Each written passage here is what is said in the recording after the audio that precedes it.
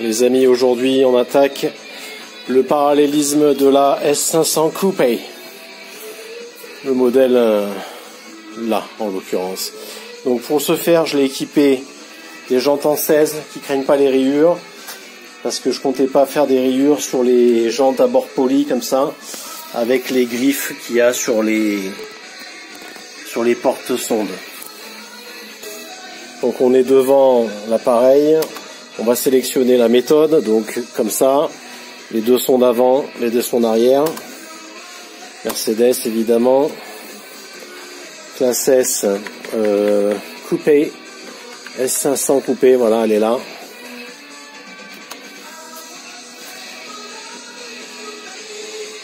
Là on a donc toutes les caractéristiques, à savoir qu'on peut régler l'essieu arrière, parallélisme, la chasse, le carrossage et le parallélisme avant. C'est ce qu'on va faire. On va positionner les sondes, faire le dévoilage et commencer par le réglage arrière. Donc on valide la sélection et on va faire le dévoilage. On va commencer là par la roue arrière droite. Donc ce que je dois faire, c'est que je dois tourner comme ça. Vous voyez, je fais un 45 degrés, je valide. Et là, ça me demande d'attendre. Voilà. Je tourne la roue à l'opposé. Je valide. Ça s'appelle le dévoilage. Et je la remets en position initiale. Hop. Donc la sonde ne bouge plus. Voilà.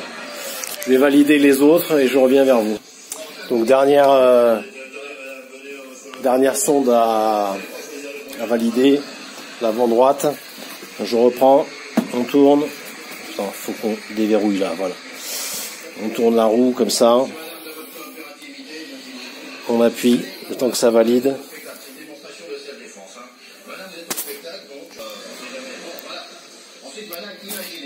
Il me reste à valider la position haute. Voilà. Tac. Maintenant, baisser le véhicule, freiner les roues, tasser les suspensions. Ça me dit de niveler et d'aligner. Donc là, ça nous donne les résultats pour le train arrière.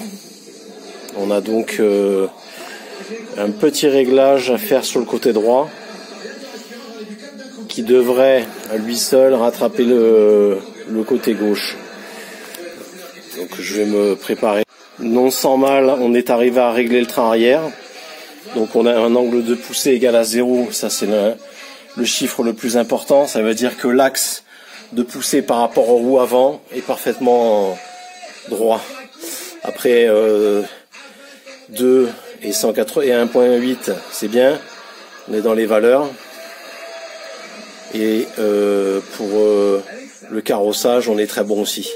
On est dans les cotes. Regarde. Je vais pas faire beaucoup mieux, sachant qu'il y a l'usure du roulement aussi qui fait que on peut avoir une petite différence. Voilà, ça c'est les valeurs du train avant. C'est marqué avant, d'accord. Donc l'avantage c'est qu'on a déjà deux valeurs en vert qui nous permettent de savoir qu'on n'est pas trop loin, y compris là, de la vraie valeur. Par contre le para il est pas mal aussi, mais va falloir qu'on règle ça.